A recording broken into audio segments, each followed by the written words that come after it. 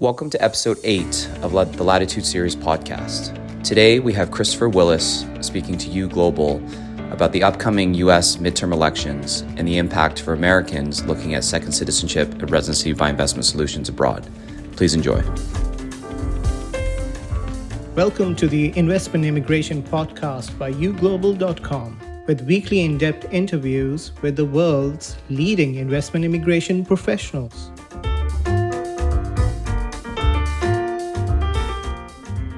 Welcome to the Investment Immigration Podcast brought to you by YouGlobal.com.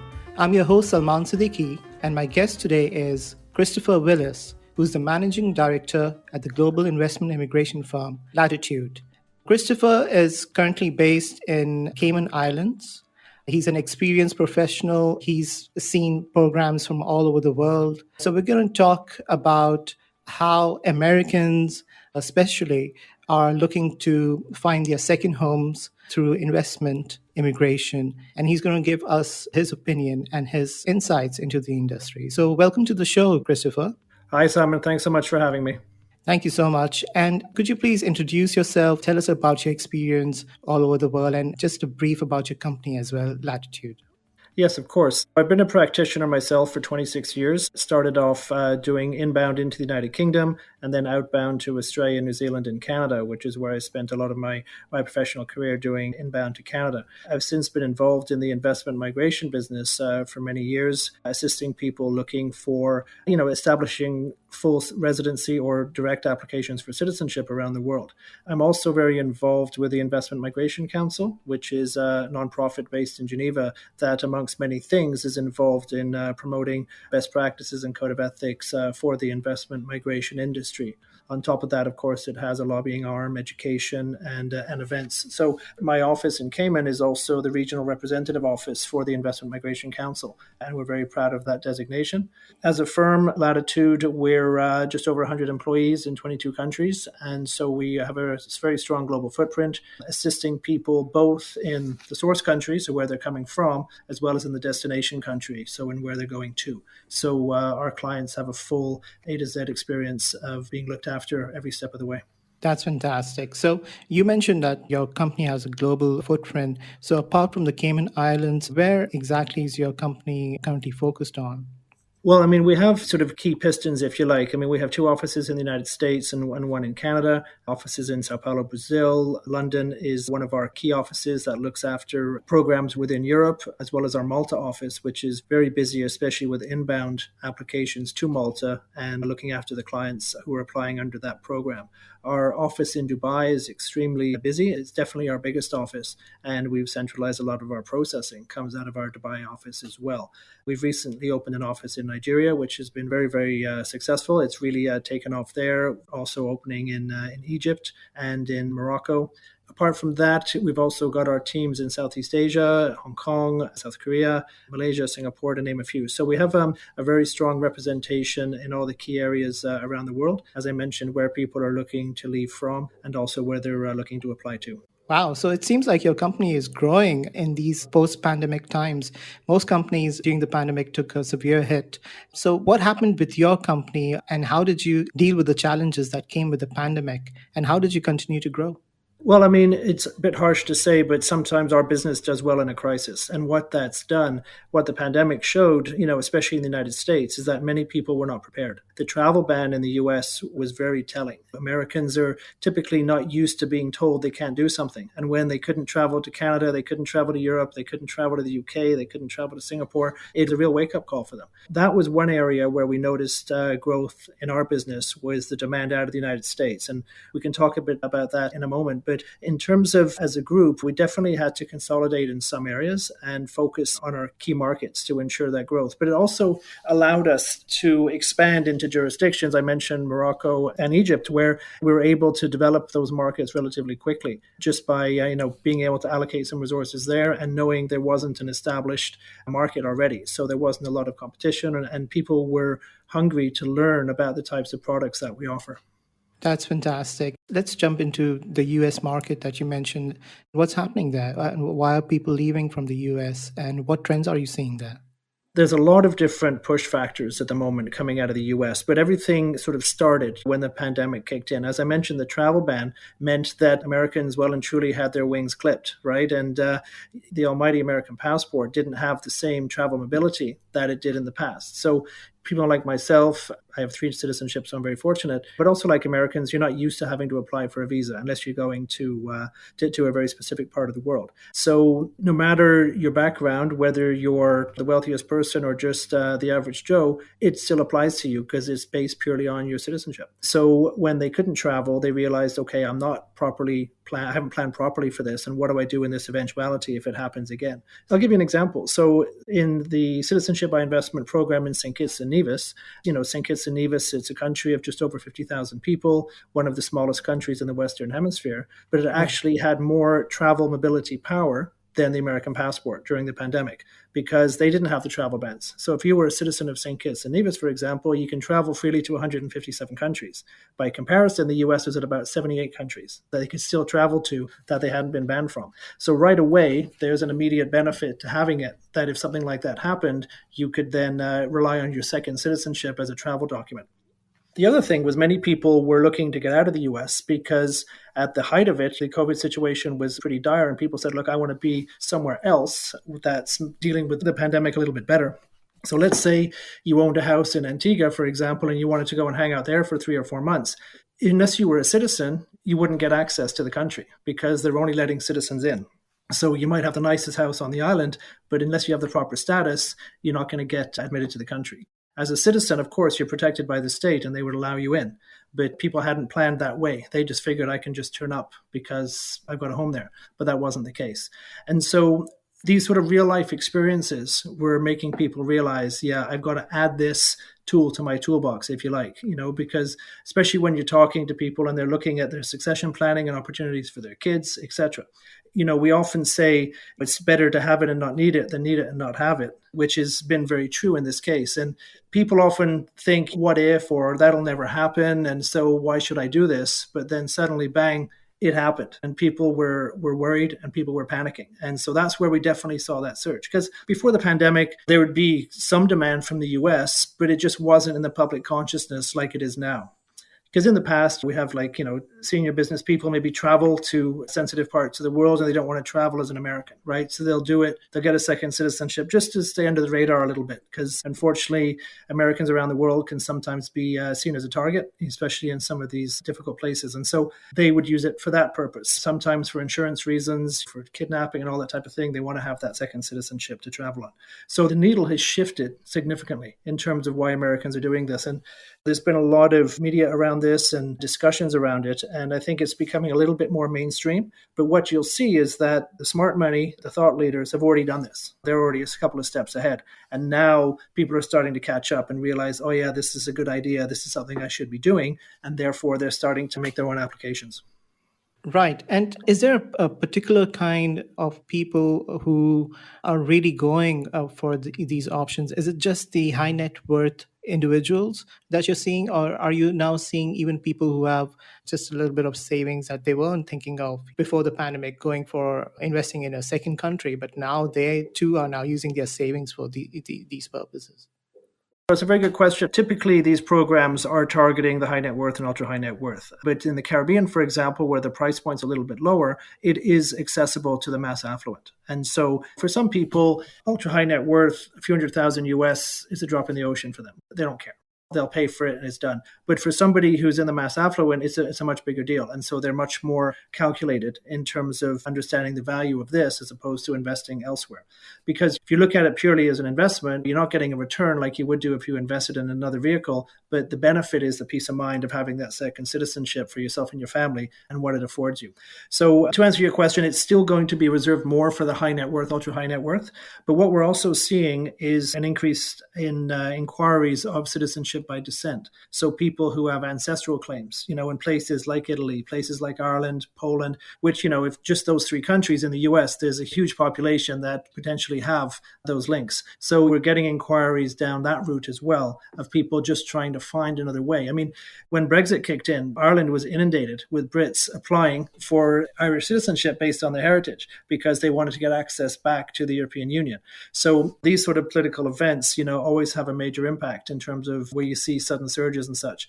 But when you combine that and then you had the issue with COVID, the Irish system just collapsed. They just couldn't process the volume. And then they had to pause on these applications because of COVID and people couldn't get into the office to deal with paper files. So there's always different shifts in terms of what's happening in our industry. And, obviously we can talk a bit about the conflict in Ukraine as well. That's had an impact on not only Russians and Belarusians being excluded from many of these programs, a pause has been put on them, but also Ukrainians, because if a Ukrainian wanted to apply, because it's in a conflict zone, they can't do verifiable due diligence on these applicants. So there's all different knock-on effects that can happen based on the nationality of the person. And it's very unfortunate that many people have this prejudice against them purely based on where they were born. Someone born in the US or the UK or Canada has got an immediate advantage over someone born in Nigeria or Venezuela or South Africa, for example. That's true. And you mentioned something very interesting, that people have options based on their descent. In Europe, for example, there's Italy you mentioned and Ireland, but are there other options for them for Americans or for any individual who can avail those opportunities by descent? Yeah, absolutely. I mean, most countries have a version of that. For us, we're looking at where the greatest population is likely to have a claim, such as Italy. But then, we can also do Portugal or Spain, which we're finding is very popular in Latin America, for example. The UK also has its own policies as it relates to citizenship by descent. So we'll deal with the most popular programs. But if someone comes to us and says, hey, I'd like to explore something from country X, then we'll definitely explore it. But in terms of the majority of our delivery channels, it'll be for the most popular programs. I see. And in the Caribbean programs, which programs really appeal to the Americans, you think? Well, there's two elements to this, Amin. So there's a distinction between residency and citizenship. So in the Eastern Caribbean, you've got the 5 citizenship by investment programs. So St. Kitts, Nevis, Antigua, Barbuda, Grenada, St. Lucia, and Dominica. Of those, by virtue of your investment, you can get economic citizenship. So in 3 to 4 months, you have a new citizenship certificate and you have a new passport. The advantage there is speed and the access to a new citizenship. But if we're looking at the comparison to Europe, where you have Malta, which also has a citizenship by investment program, the price point is a lot higher. But you're getting what people would argue is a higher quality passport because it's an European Union passport that gives you settlement rights in the EU, gives you visa-free travel to the US, gives you visa-free travel to Canada. So it's without sounding too crass, you get what you pay for in many ways. So you're looking about €1 million, give or take, for an application to Malta. But in the Caribbean, the investment level started at 100,000 US. So although there's still going to be government fees, application fees, due diligence fees, professional fees, etc., the cost and the speed of the Caribbean passports are extremely attractive. But it's going to be more the top end of the high net worth to the ultra high net worth who will be participating in the Malta program just because of the price point around it. And the due diligence in Malta is extremely thorough. So, that's something that not everybody is going to qualify. The selection process is very in-depth. But the other thing to consider, and not so much for Americans on a tax basis, but for people like Canadians, Brits, for example, that are in high tax jurisdictions and maybe want to leave and set up in another jurisdiction, you've got places like Anguilla in the Eastern Caribbean and the Cayman Islands. So the Cayman Islands is popular because it's geographically very close to the US. It's an hour's flight from Miami. So even taking private planes, it's easy to get down there. And it's familiar to many of the high net worth people from the United States. Most have already visited and have a comfort level there. Plus the infrastructure in Cayman is higher than what you would see, let's say, in the Eastern Caribbean. I've lived in St. Kitts, I've lived in Grenada, and I'm currently living in Cayman. So I can speak with authority on that in terms of what the day-to-day life is in those 3 jurisdictions. So the thing with Cayman is that it's essentially a real estate investment. So the price point is higher, starting at 1.2 million US, and that can go up upwards of 2.4, depending on what you want from your residency status and how much time you expect to stay in Cayman. But it's also that peace of mind saying, okay, I have a property in Cayman, I've got my resident status. So if I need to get out of the US quickly, boom, I'm there in less than in about an hour, right? So that gives a lot of comfort to people. And they know that once they're there, there's good telecoms, good healthcare, good infrastructure, good education, all of that's in place. So again, it's that peace of mind argument. It's a longer term journey to citizenship in Cayman. But if they want the actual travel documents, they want to have a second citizenship, then the Eastern Caribbean could be the solution. But many also do a combination. So I'll give you an example. There's a program in Portugal, which is extremely popular with Americans, especially now that the euro is essentially on par with the US dollar. The Portugal program gives a longer term play. So you're not investing as much as Malta, but it's going to take about 7 years before you complete the full journey to get your citizenship in Portugal. But again, it's a full EU citizenship. So many people will use one of the Eastern Caribbean programs to get the passport and have something in their back pocket if they need it, but also have the long-term play to get the Portuguese citizenship and therefore EU further down the line. Right. There are so many options in the Caribbean region. How does one make the right choice? Nobody wants to go wrong with that because you spend a lot of money. So what would you say to an investor? How should they decide about which country to select in the Caribbean, for example? That's a great question. And, the programs, when you look at it at the 30,000 foot level, they look very similar, but they do have their own unique differences. So in Grenada, for example, it's unique for two aspects. One, it's a treaty country with the US as it relates to the E2 visa. And secondly, it also has visa-free travel to China. So it's one of the very few around the world that has that. So if you were coming, let's say, from a non-treaty country, such as Brazil, which a lot of Brazilians want to get to the US, they want to use the E2, but they can't because they don't have an ancestral claim to Italy or Portugal, and therefore they have to make themselves a citizen of a treaty country. So they will use a program in Grenada, for example, make themselves a citizen of Grenada, and then use that citizenship to make an application for the E2. If that's the long-term goal of the applicant, then that would be the logical program to use. It can also depend on if they have a specific country that they want to have visa-free access to. So, for example, Antigua and Barbuda is the only one of the 5 that has visa-free privileges to South Africa. So if the client says, I do a lot of business in South Africa, I want to have that flexibility, then Antigua would be the natural solution. So we can do a comparison of what unique countries do you get in one versus the other. And sometimes that's a determining factor. And you also have to keep in mind, many want to, they have their whole families to also consider. They're not trying to get a solution for themselves. So somebody who wants to have a better second residency option for the entire family, which country would you recommend that they should think about? Well, that's, again, a good question because, again, they're very similar, but some have some unique differences. And this includes the definition of a dependent. So therefore, which family members can be included. So, for example, now they're all getting quite close to each other in terms of who can be eligible. But essentially, parents, grandparents, in some cases, siblings. So if you have a sibling who's unmarried and have no kids, then they can also be included on the application. But of course, the fees will go up because there's extra due diligence fees and government fees, etc. So, But it means you're still only making one investment. So it still works out less expensive. And then you've got other programs like in Antigua and Barbuda, they have for a family of 6, the University of the West Indies program ends up being the most cost competitive for a family of 6 or more. So what we do, of course, is we sit with a client when we better understand their needs, then we can make suggestions on what program would be most suitable. Once we understand the family size, their budget, their timescales, and their overall objectives, then we can give them the right advice. The other element to your question is when you're looking at which jurisdiction, all of them have a donation and they have a real estate option. So they may decide, I prefer the sort of easier process of doing the donation. Others would rather like to invest in real estate. So we would look at some of the real estate offerings in place. And then St. Lucia has a bond option as well. So for some people, they may be more comfortable with that. So again, it goes down to sort of starting with that sort of funnel effect, starting at the top with it's nice and wide, and then we start funneling it down. So then we can determine which jurisdictions will be the best solution for the family. That's an important point. I mean, every client has a different set of requirements. You mentioned something earlier also that Portugal, for example, is becoming very popular with Americans. And this is a recent phenomenon. And now with the dollar and euro parity is almost the same. So are you seeing this trend continue, or Americans will find other countries in Europe more attractive, like Malta maybe? Well, the thing is with Portugal, their requirements changed in January of this year, which, as you know, so there was a big surge at the end of the year. And then you combine that with their immigration department, CEF, basically pausing processing. So a big backlog built up. And so that turned a few people off when they said, okay, it might take a year to 14 months for the residence card to be issued. So people were a bit like, but when they look at what else is available, Malta, yes, but the price point's, nearly 5 times higher. So that's a key consideration. For some people, Malta's the solution. It's what they want, the timeline. But the thing is, most of that is non-recoverable. But at least in Portugal, you're investing typically into real estate or into a fund. So there's an ability to get some return off your investment as well.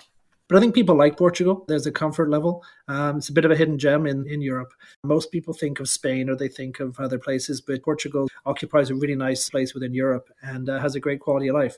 Now, even though they have to spend an average of 7 days a year there for the 5-year term, that's not a problem for people. They're quite happy to do it, and then they start discovering the country and getting more involved so that when they do become naturalized, then they've already got a significant comfort zone with the country. Right. But are you and your company a little bit concerned about what's happening in Europe, especially with how the European Commission is coming down hard on all the golden visa programs there? Do you think the future of golden visa is under threat in Europe?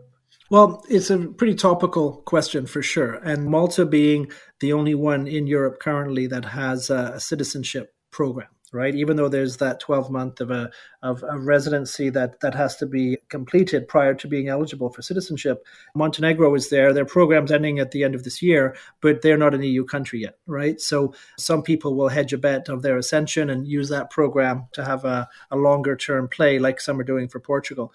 The narrative coming out of Brussels is, they're concerned about bad actors getting through. And I touched on the due diligence in Malta, which is extremely thorough. And my views on it is I think that the concept that these residence or citizenship by investment programs are being used by bad actors for nefarious reasons is being politicized, because you had the issue with, what's happening in Russia and the Ukraine. You've got other factors, they've had this be in their bonnet in Brussels for a while, thinking that just anyone can rock up and get it without any significant due diligence. Where if you look at the actual data, hundreds of thousands of people get into Europe every year under different visa categories without being properly verified. So for me, that argument doesn't hold water.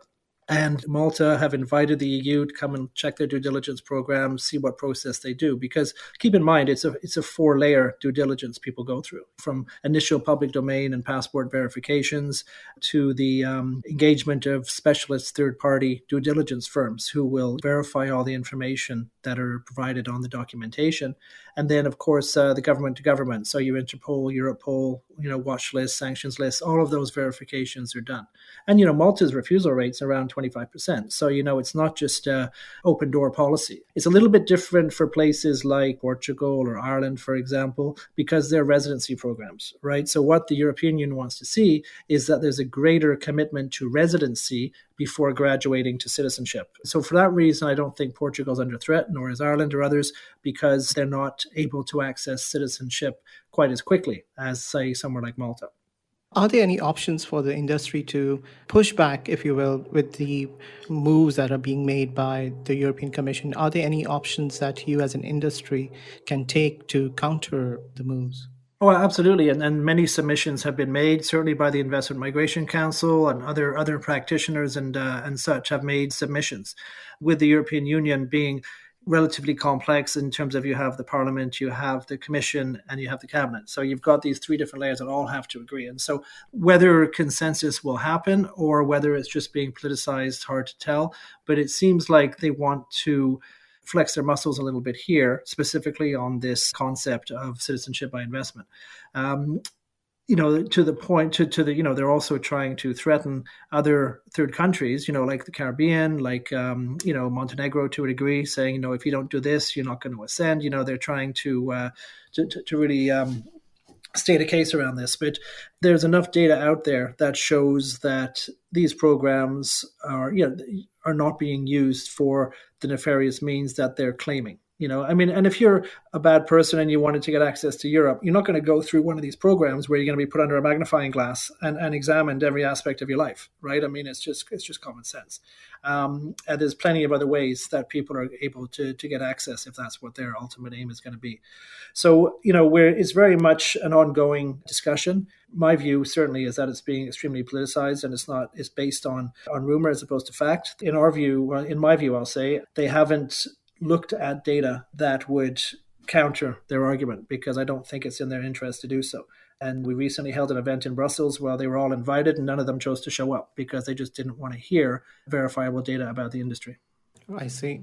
Let's also talk about the impact of political events on the industry. You mentioned the war in Ukraine. So what trend are you seeing? Are you seeing high net worth individuals from Ukraine, for example, moving or choosing to go for programs in maybe other parts of Europe or Caribbean? And what other options do they have? I mean, I read this report recently that even many Russians are moving out from Russia because they want find second residencies because of the political situation there, and many are moving to Turkey. So if you could tell from your experience and what you're seeing. Yeah, as I touched on the due diligence, when you look at sanctions and everything like that, Russians and Belarusians at the moment have been all grouped into the same barrel, right? And that doesn't help, because there are certainly very good applicants and good people that shouldn't have to be tagged as being a bad person just because of their nationality. And the other element to this, Alan, is when an application is made, we have to demonstrate source of wealth and source of funds. And so when you get into the banking, a lot of the sanctions are against the Russian and Belarusian banks. So if the source of their money is coming from one of those sanctioned banks, they're not going to be able to do anything. But if you have a client, let's say, who's a Russian citizen but living in the US, maybe has a green card, has their banking all done in the United States, then there's arguments to be made that this profile of applicant should be admissible. And there's been a lot of dialogue, in particular in the Caribbean, around this in terms of where concessions can be made. So it's an ongoing narrative. We're very conscious of this, and we don't want to prejudice people purely on their citizenship. But unfortunately, as I said, a lot of this has been politicized. And so there's much bigger narratives that have to happen, because even in the Caribbean, they rely on correspondent banking relationships. So if a U.S. bank is receiving funds from a sanctioned bank, it's not going to happen, right? So there's all these different elements that come into play. I see. That's interesting. Now let's move out from the Caribbean and Europe and now also talk about what's happening in the Middle East. You mentioned that your firm has expanded to the UAE. What's happening there? I mean, in recent times, the UAE has started to offer new visa and residency options.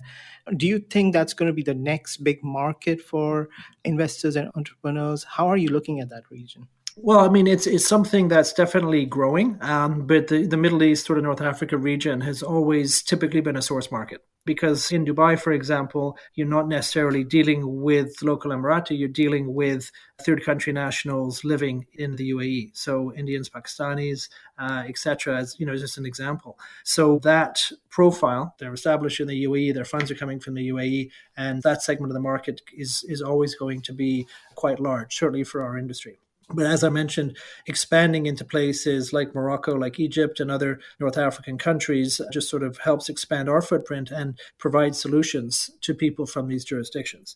Because it's, many people from the region will fly to Dubai to do business. That's not uncommon. But the more that we can be local and provide that local support, we've found has been extremely well received by our client base.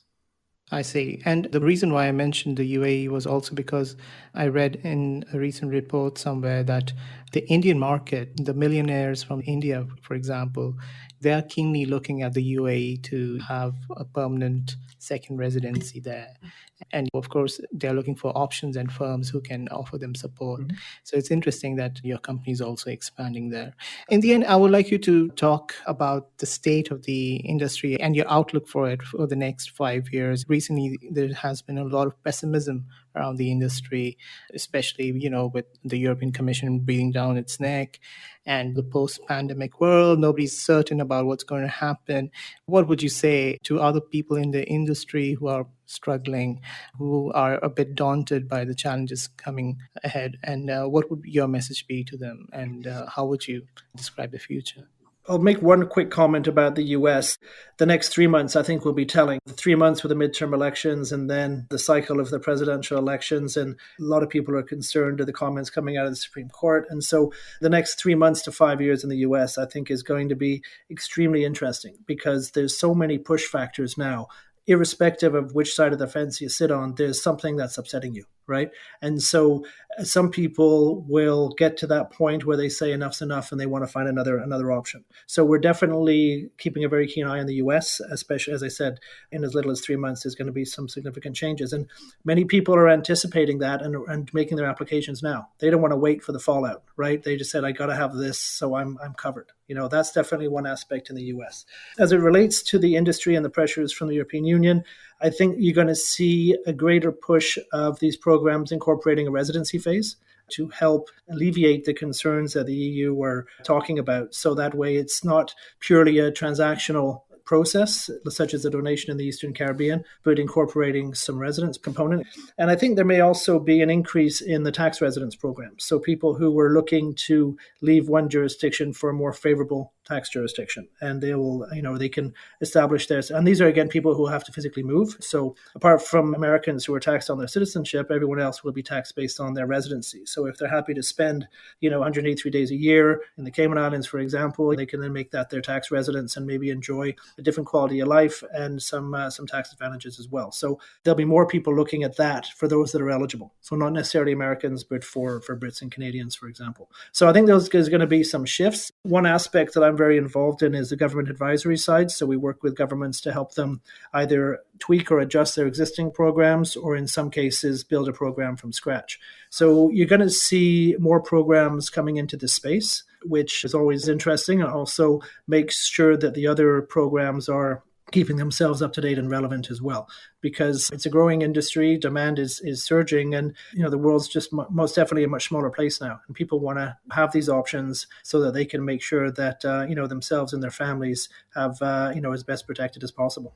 So the demand is surging, and you see the demand to continue in the future as well. Thank you so much, Chris, for joining us in the podcast and giving us an overall picture of the entire industry and making us understand what to expect in the coming days.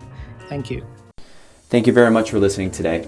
If you're interested in more information about second citizenship or residency, send us an email at info@latitudeworld.com. or go to our website at www.latitudeworld.com. As well, don't forget to check our pages regularly for news and updates. Latitude, welcome to your world.